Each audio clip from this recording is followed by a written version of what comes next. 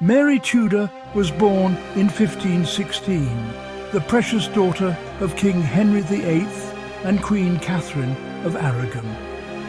For years, she was England's beloved princess, the centre of her parents' world. She was bright, musical, and clever.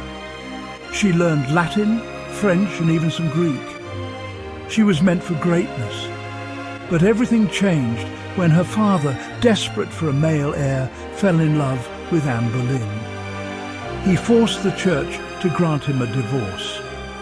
The Pope refused, so Henry broke from Rome, creating a new Church of England. Mary suddenly lost her position. Her mother was banished. Mary was declared illegitimate and forced to serve her baby sister Elizabeth, a cruel humiliation for a princess. The trauma of these years scarred Mary deeply. She clung to her faith, refusing to accept her father's new church. She was watched, isolated, and sometimes threatened. Yet she never broke. Her mother's last letter urged her to hold fast to the true faith, and Mary swore she would. Mary's childhood ended in fear and uncertainty. The girl who might have been a happy queen became a survivor instead. When Henry VIII died in 1547, his sickly son, Edward VI, became king. Edward and his advisors pushed England even farther toward Protestant reform. Latin Mass was banned. Priests could marry. Images of saints were smashed. For Mary, each change felt like an attack on her soul. Mary refused to give up Catholic worship. She held secret masses in her own rooms, risking everything. The government watched her closely. Sometimes she was warned not to speak to papists. Edward even tried to force her to obey. She resisted, writing passionate letters to her cousin, the Emperor Charles V, begging for help. As Edward's health failed, his advisors feared Mary would bring Catholicism back. So they plotted to keep her from the throne. They chose Lady Jane Grey, a gentle Protestant teenager, as their queen. When Edward died, Jane was proclaimed queen for just 9 days. Mary did not give up. Supported by loyal followers, she raised her standard and marched on London. Ordinary people, tired of forced changes, joined her side. The plot failed. Lady Jane and her supporters surrendered. Mary was queen at last. Mary rode into London in triumph in July 1553.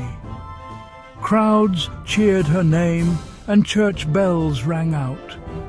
For many, she was the rightful heir and a symbol of hope after years of chaos.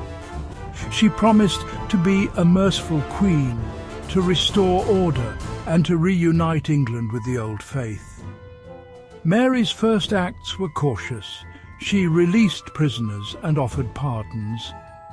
She wanted really to heal the wounds of her father's reign. But restoring Catholicism would not be easy. Parliament and many nobles had grown rich from the old church's lands, and Protestant ideas had spread everywhere. Still, Mary was determined to bring England home to Rome. She restored the Latin Mass, and priests who had married were forced to leave their posts. She welcomed back Cardinal Reginald Pole, the Pope's envoy, and in 1554 England was officially reconciled with the Roman Church. Mary believed she was saving souls. To her, restoring Catholicism was more important than her own happiness or safety. But the deeper her reforms went, the more resistance she faced. Mary soon learned that faith could not be forced on everyone.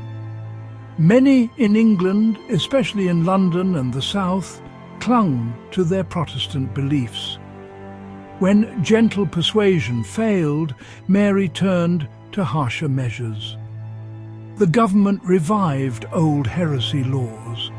Those who refused to accept Catholic teachings faced arrest, trial, and execution. From 1555, the burnings began.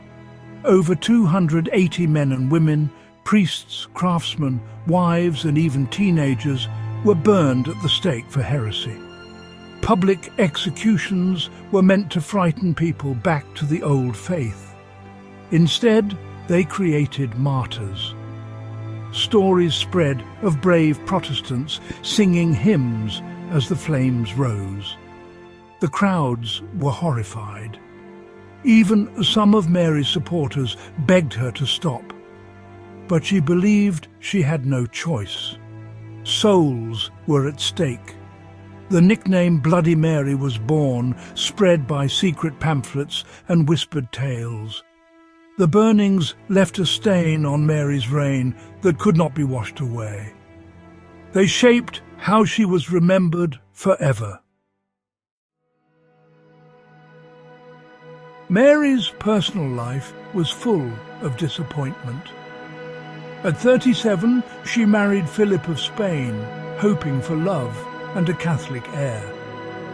The marriage was unpopular.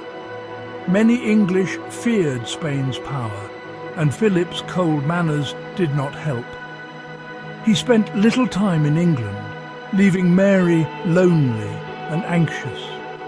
Twice Mary believed herself to be pregnant. Each time her hopes were cruelly dashed. No child was born. The court whispered about phantom pregnancies. Mary's health declined. Her heartbreak grew deeper.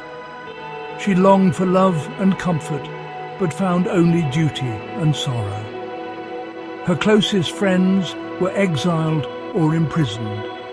Even Philip abandoned her, returning to Spain when it suited him. Mary's loneliness made her more determined to save England's soul, but it also made her harsher. The Queen who ordered so many deaths was also a woman who suffered deeply herself. Mary's reign ended in failure and sadness. She never produced an heir. Her dream of a Catholic England died with her in 1558. Her half-sister Elizabeth became queen and turned England firmly toward Protestantism. Mary's burned martyrs were remembered as heroes. Her own name became a warning. Bloody Mary. But was she truly a villain? Or was she a tragic queen shaped by loss, fear, and faith? Mary believed she was saving her country, not damning it. She acted out of certainty, not just cruelty. Her childhood trauma, her struggle for the throne, and her isolation all pushed her to the edge. Mary's story warns us how easily fear and faith can become deadly. It reminds us that history is written by the victors, and that every villain has a human face.